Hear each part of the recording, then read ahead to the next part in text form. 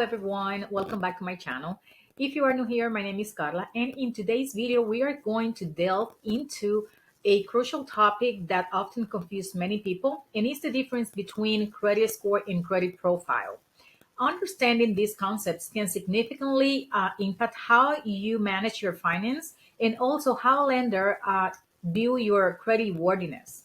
So let's break it down. So your credit score and your credit profile are two fundamentals but distant aspect of your financial identity. So it's two completely different things. So let's start with what each term means and why each one of those are critical to your financial health. A credit score is a numerical expression based on a level of analysis of your credit file to represent the credit worthiness of an individual. Think of it like it's a mathematical or a grade that sums up your credit behavior. So this score influences how likely you are to be approved or not to loans, credit cards, and other financial funding or other financial facilities or credit products that you might be interested. Typically, these numbers range between 300 and 850 that summarize your credit worthiness based on your credit history. On the other hand, your credit profile is a detailed report on your credit history. So this basically is provided by the credit bureaus, but again, you have to be aware that it's two different things. We are credit profile includes your credit accounts. It could be open and closed, payment history, credit inquiries, derogatory marks, and public records, such as bankruptcy or foreclosures. So basically, all of your credit profile is kind of your resume. So you have to see it that way. There is going to be everything in there. So if we think about it, when I mentioned in other videos, like you can pull your credit report from annualcreditreport.com. Basically, what you're going to get from there is your credit profile or your credit report, which is basically kind of the same. If you go to annualcreditreport.com, you're going to pull what is your credit report, but it won't come with the a score. It will just come with like the profile, like the history, like all of that information that is on your credit report. Now, what does the perfect credit profile looks like?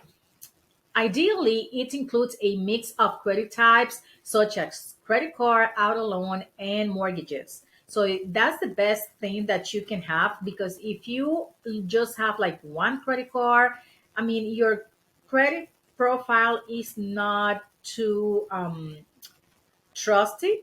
Let's say that, because I mean, you don't have to. I mean, it's you have to have a stronger credit profile. That's the point. Demonstrating your ability to manage multiple or different forms of credit. That's what lenders are looking for. So it should be a long history of one-time payment, low credit utilization, probably between, I would say that the ideal is between 1% and 4. But if you cannot get it that low, if you cannot get it that low, just aim for 10%. A lot of people say that the credit utilization should be 30%. I mean, I don't like that, because basically you are right in the line or be in a bad shape.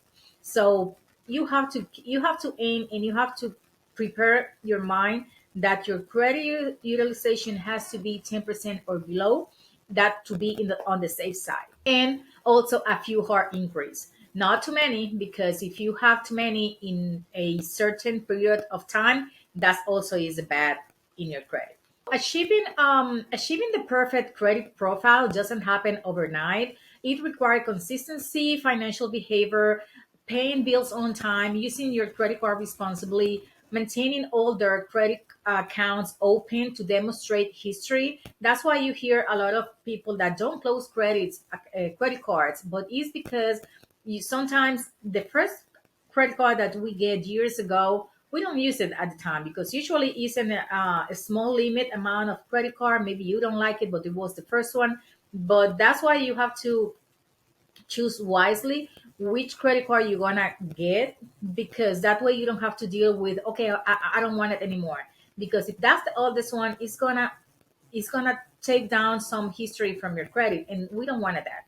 So basically, you have to be selective about applying for new credit cards, but also, if you are starting over, which credit card is going to be the best one for you. That way you don't have to deal in the near future with wanting to close it. You just have to leave it there. Just leave a small amount of a subscription. Just put a subscription there that is debit in monthly basis, and that's it. You don't have to deal with anything else. You just keep it active, and that will be good to go. If you are enjoying this breakdown and want to learn more about managing your credit effectively, don't forget to like this video, subscribe to my channel, and leave your questions or tips about credit management in the comments below. I would love to engage with you about this subject. And remember to join my free VIP group, which I host in a school platform where we go deeper into personal finance and business finance, different strategies to improve your credit, budgeting, and much more. I will leave the link in the description box below. I will see you there. Coming back to the subject, like I mentioned before, building your credit profile doesn't happen overnight. So it involves consistency, responsibly financial behavior. Start by regularly monitoring your credit report to understand where you stand and to catch any inaccuracy, fraudulence activities, or discrepancy early on. That way you can fix it. If you are just starting out, considering secure credit cards or small installments loans to begin build a record of responsible credit use. Those who already have credit lines, keep your balance low and always pay on time. This is critical. This is very, very important. Remember, each aspect of your credit profile contributes to the overall credit health. Talking about credit health and financial health, all of these, every time that we talk about finance or credit, you have to keep in mind that this is a habit. I mean, you have to be disciplined, you have to be committed, you have to be responsible and work toward your financial health to improve every time, more and more and more. So it's always to improve or keep it in good standing or better than good standing. All of this is behavioral. You have to understand that every decision that you make regarding your finance or your credit impact positive or negative, not just your credit score, but also your credit profile. So this is very important. You have to keep in mind all of these small details because I mean, this is part of your daily basis habits. What are the pros and cons of focusing on your credit score versus your credit profile? Focusing on your credit score can be limited. Credit score is just a snapshot, and while it's useful for a quick assessment, it doesn't provide the full picture that the lenders might review or need when they are considering larger loans like a mortgage, or even if it's a personal loan or a business loan, because everything matters.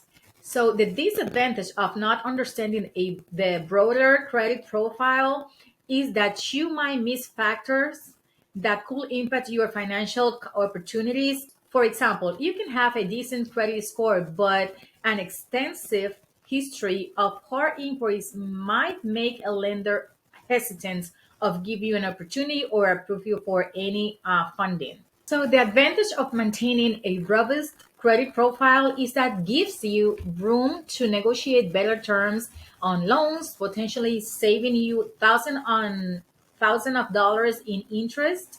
Plus, a strong profile can cushion the blow if your credit temporarily dips due to minor financial missteps. Let's debunk a common myth.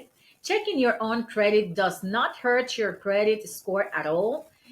It's a soft inquiry and it is crucial part of managing your credit health. So you have to be monitoring your credit as often as possible. You can just set a line, maybe once per month, maybe every other month. It depends your how often you use your credit, but you have to keep eye on it. I know that you get a free credit report annually. However, you should try to find different ways to get your credit report more often. That way you can keep eye on it. Let's put an example.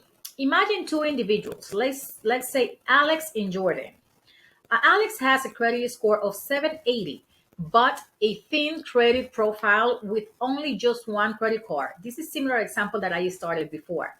Jordan has a score of 750, but a diversified credit profile with a mix of credit types, a longer history, including a mortgage and auto loan, and a couple of credit cards, all managed excellently. In many cases, Jordan might receive better loans offered because the credit profile presents a more comprehensive, trustworthy credit history to lenders. So, in this case, if we provide the same loan to both of them, Jordan is going to get a better interest rate and better offer than Alex, just because everything goes together. It's not just the number, even though 780 is higher than 750, but because of the combination with the credit history and the credit profile, Jordan has a stronger, then he gonna get the best offer. So understanding the difference between your credit score and your credit profile is crucial for anyone looking to improve their financial health. Start by reviewing your own credit reports regularly and working on any areas that could use improvement. Remember, it's not just about the score. It's about building a credit profile that opens doors to financial opportunities whenever you need it or whenever you want it. So that's it for all. Thank you for watching. Like this video, subscribe to my channel, and join my free VIP group for more insights. Keep working on your credit profile and your credit score, and I will see you in the next video. Bye.